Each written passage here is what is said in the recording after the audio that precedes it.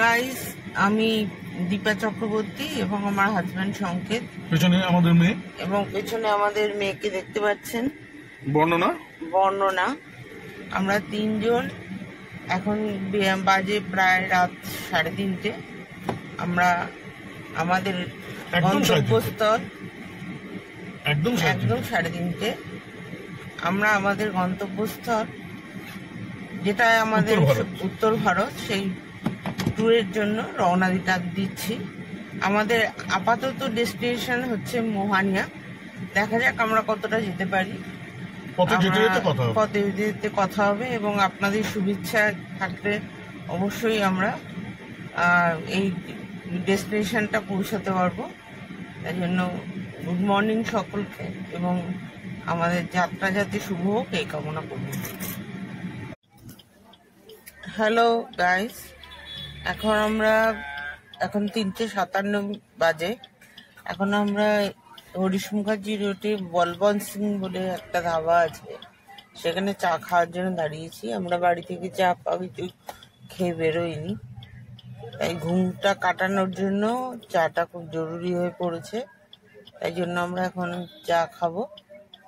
চা খেয়ে আমরা আর রেস্ট নেবো না, যতটা পারবো চালাবো, কেননা রোদ উঠে গেলে চালানোটা কষ্টদায়ক হবে। তাই ঠান্ডায় যতটা চালানো যায় ততটা, রোদ চড়ার আগে যতটা এগিয়ে যাওয়া যায় সেই চেষ্টাই করব। আপাতত চায়ের দোকানে চায়ের জন্য অপেক্ষা করছি।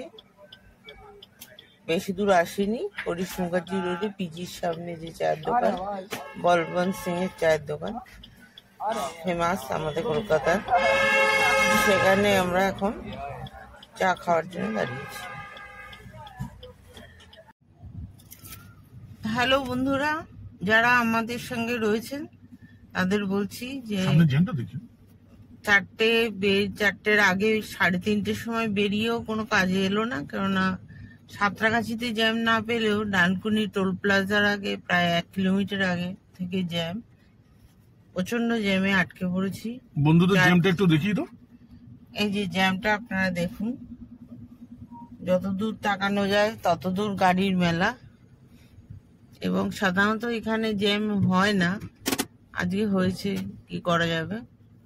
আমরা ভেবেছিলাম যে আমরা 7টার মধ্যে শক্তিগড় ঢুকে যাবো। এখন তো মনে হচ্ছে যে 7টা 7:30 বেজে যাবে, কেননা যেহেতু এই জ্যাম থেকে কখন উদ্ধার পাবো সেটাই জানি না। গুগলসেও দেখাচ্ছে পুরো রাস্তা রেড টোল প্লাজা পর্যন্ত। এখন দেখা যাক কি হয়। যা আমরা যেভাবে বেরিয়েছিলাম, যে যতটা আশা নিয়ে যে তাড়াতাড়ি করে বর্ধমানটা পেরিয়ে যাব, সেটা হলো না। ঠিক আছে, সঙ্গে থাকবেন, আমিও আপ টু ডেট দিতে থাকবো। Tata, bye bye. টাটা করে দাও। টাটা করে দাও। টাটা।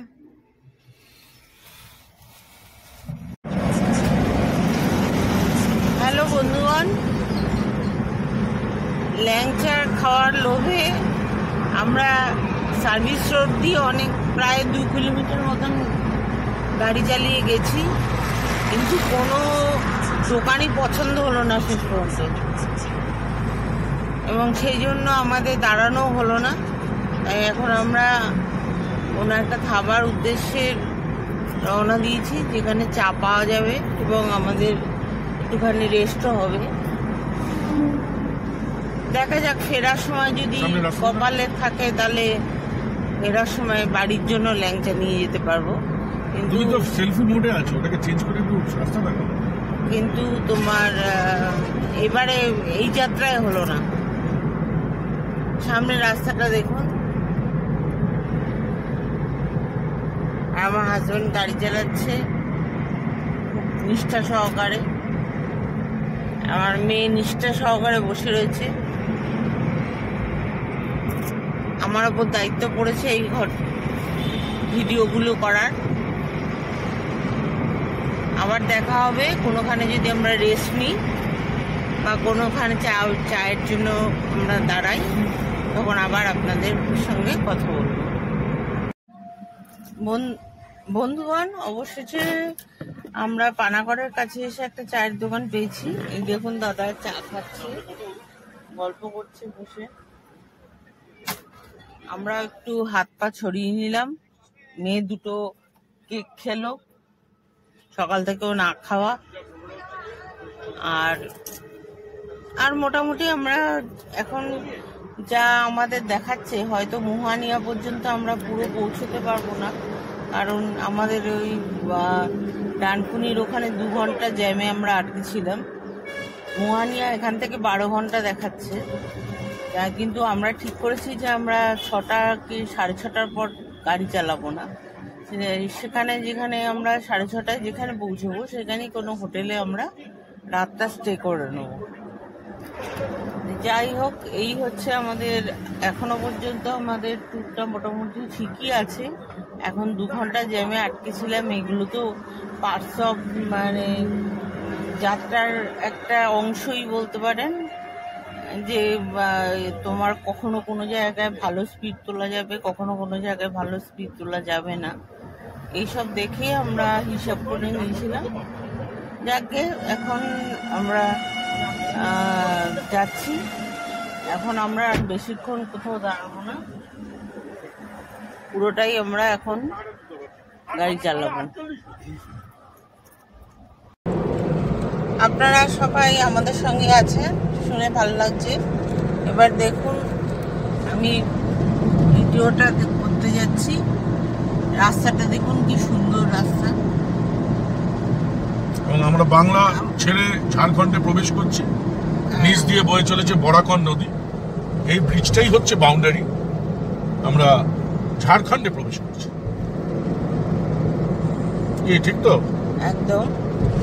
এরপর আমরা ঝাড়খণ্ডবাসী হয়ে যাব, পশ্চিমবঙ্গকে বাই বাই করে। এখন আমরা ঝাড়খণ্ডের দিকে যাচ্ছি। ট্রেন লাইন নিচ দিয়ে ট্রেন লাইন যাচ্ছে। এবং রাস্তাটা দেখুন, দূরে পাহাড়, জানি না আপনি দেখতে পাচ্ছেন কিনা, দূরে কিন্তু খুব ছোট ছোট টিলা টিলা পাহাড় দেখা যাচ্ছে। ক্যামেরাটা কতটা জাস্টিস করছে আমি বলতে পারবো না, কিন্তু অসাধারণ অসাধারণ। মানে রোড ট্রিপের মজাটা যদি পেতে হয়, তাহলে এই ধরনের রাস্তাতে গাড়ি চালিয়ে কিন্তু অ্যাকচুয়াল রোড ট্রিপ।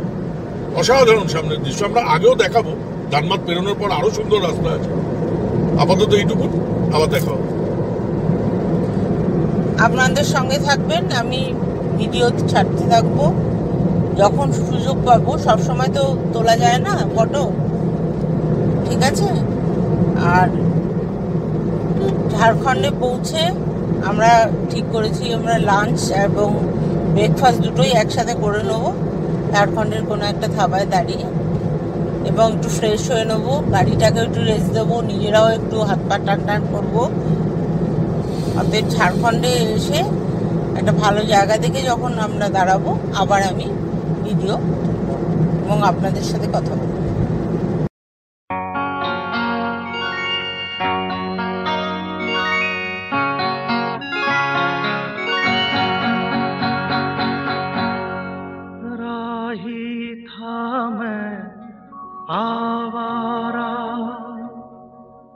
फिरता था मारा मारा तेरे शहर में आकर एक दिन चमका तकदीर का तारा।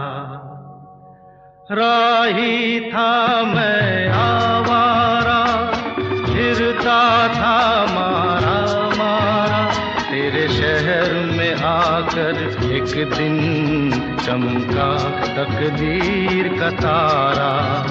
तेरे शहर में आकर एक दिन चमका तकदीर का तारा। राही था मैं आवारा।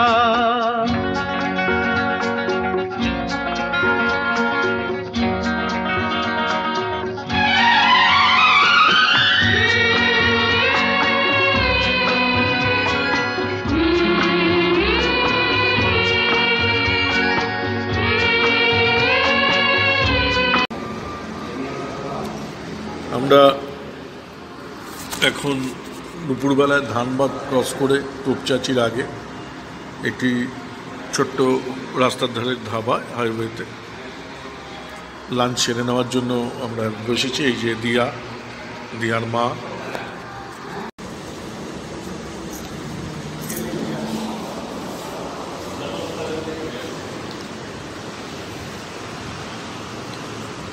এই হচ্ছে দাদা, উনি আমরা যেখানে খেলাম আপনার ধাবা তার ম্যানেজার মানুষ। আপনারা যারা রোড ট্রিপ করেন তারা যদি এখান দিয়ে যান তোপচাচির আগে ধানবাদের পরে আপনারা এই ধাবা খেতে পারেন। Food quality is very good, এ বিষয়ে কোনো সন্দেহ নেই। স্পেশালি দইটা ভীষণ ভালো ছিল। Okay, thank you. আমরা আবার রওনা দেবো এখন। তো এই দেখতে পাচ্ছেন দিয়া দাঁড়িয়ে আছে, গাড়ি সামনে হাইওয়ে। এই আমি আপনাদের একবার শেষবার মতো ধাবাটা দেখিয়ে দিচ্ছি। দিস ইজ अपना ধাবা। अब के सावन में जी डरे, रिमझिम तन पे पानी गिरे। अब के सावन में जी डरे, रिमझिम तन पे पानी गिरे। मन में लगे आग सी, अब के सावन में जी डरे, रिमझिम तन पे पानी गिरे। मन में लगे आग सी।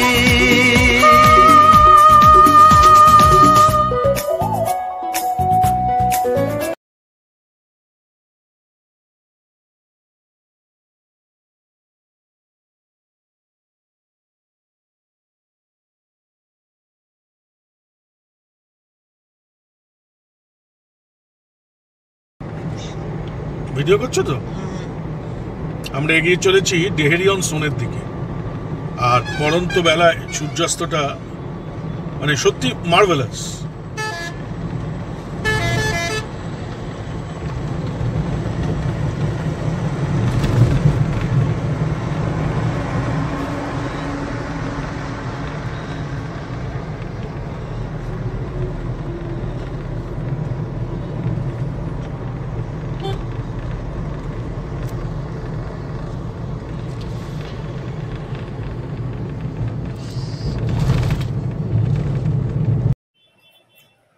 আমাদের প্রথম দিনের যাত্রা আমরা শুরু করেছিলাম আমাদের দক্ষিণ কলকাতার বাঁশডুনির বাড়ি থেকে একদম ভোর 3:30।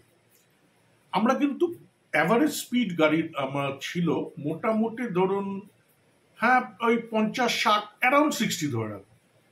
কারণ বেঙ্গলের মধ্যে খুব বেশি জোরে চালানো যায়নি, বিশেষ করে পানাগড় অবধি তো এত ডাইভারশন যে খুবই অসুবিধা। পানাগড়ের পর থেকে মোটামুটি ওটা 70 থেকে 80-র মধ্যে চলেছে গাড়ি, এটাই ফ্যাক্ট। মানে এর থেকে বেশি জোরে ওয়াগনার, এসপ্রেসো বা অল্টো নিয়ে বা এই ধরনের এই 1000 সিসি অ্যারাউন্ড 1000, 1200, 800 এই যে সিসি মানে ফ্যামিলি কার যেগুলো মধ্যবিত্ত, এগুলো নিয়ে এর থেকে জোরে চালানোটা খুব একটা সেফ নয়। তো মোটামুটি এই ধরনের চালানো ছিল। আমরা টার্গেট করেছিলাম মোহানিয়া। আমরা প্রথম দিন মোহানিয়া পৌঁছতে পারিনি। ইনফ্যাক্ট মোহানিয়াটা টার্গেট ছিল, মানে ওটা বিহার ইউপির বর্ডার, তো ওটাই চলে গেলে মানে পরের দিন থেকে একদম ইউপিতে টানা চালানো যেত। তো যাই হোক, সেটা হয়নি। আমরা মাঝখানে অনেকবার দাঁড়িয়েছি, 2-3বার চা ব্রেক। আবার তো শুনলেন প্রথমেই তো ভিডিওতে, একদম প্রথমেই পিজি হসপিটালের সামনে গিয়ে বলবান ধাবাতে আমরা সেই 50 টাকার চা, একদম পিওর দুধের যে চা, সেটা খেয়ে ঘুম আমেজ ভাঙিয়ে আমরা রওনা দিয়েছিলাম। মাঝপথে দাঁড়িয়েছি 2-3বার, লাঞ্চও করেছি, সবই ভিডিওতে আপনারা দেখেছেন। তবে ওই ডানকুনির জ্যামটা আমাদের অনেকটা সময় খেয়ে নিয়েছিল। সাঁতরাগাছিতে কিন্তু আমরা জ্যাম পাইনি, ডানকুনিতে ট্রাকের জ্যাম পেয়েছিলাম। আর ওই ওই ঝাড়খণ্ড বিহারের বর্ডার যেটা, মানে আপনার ওই হাজারিবাগ জঙ্গলের ওখানে প্রচন্ড বৃষ্টি, তার একটু হয়তো আমরা ভিডিওতে কভার করেছি। ওই প্রচন্ড বৃষ্টির সময়টা ওইখানটাতে ভীষণ আস্তে গাড়ি চালাতে হয়েছে এবং ঝড়ের মধ্যে একটু দাঁড়িয়েও পড়তে হয়েছে। সেটাও খুব রিস্কি, মানে চারিদিকে গাছপালা উড়ে যাচ্ছে আর কি, জঙ্গলের মধ্যে জল, মানে that was a very new experience.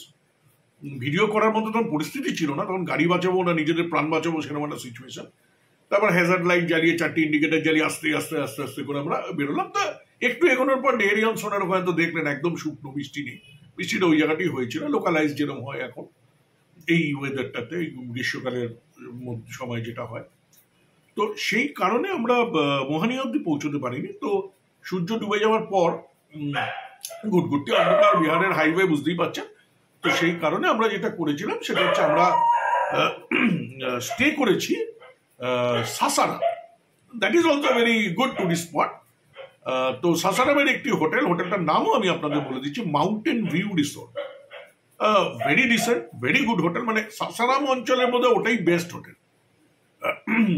এক্সপেন্ডিচারটা একটু হাই, মানে এসি ডবল বেড, ওখানে নর্মাল রেট হচ্ছে 2500, কিন্তু খুবই ভালো হোটেল। এবং মানে ব্যালকনিটা খুললেই আপনি সামনে দেখতে পাবেন পুরো কাইমুর রেঞ্জটা। মানে কখনো কেউ যদি সাসারামও বেড়াতে যেতে চায়, কারণ ওখানে শেষ শাশুড়ি সমাধি আছে, রোহতাসগড় ফোর্ট আছে, আরো অনেক কিছু জলপ্রপাত আছে ওখানে, ওয়াটারফলস, তো ওটাও একটা বেড়ানোর স্পট হতেই পারে। কেউ যদি ওখানে যেতে চান তাহলে এই হোটেলটা আপনারা ট্রাই করতে পারেন। আমি ফোন নাম্বারটাও বলে দিচ্ছি, 8229801211। আরেকবার রিপিট করছি, হোটেলের নাম, জায়গার নাম Sasaram, hotel mountain view resort. Phone number 8229801211। Rate AC double bedroom per day 2,500। এটা হতে পারে, থাকতে পারে। তো আমরা সাসারামেই রাতটা ছিলাম। পরের দিন সকালে আবার আমরা রওনা হলাম, যেটা আমাদের পরের ভিডিওতে আমরা কভার করব। ভালো থাকবেন, দেখতে থাকুন আমাদের ইউটিউব চ্যানেল তথ্য নির্ভর সংকেত।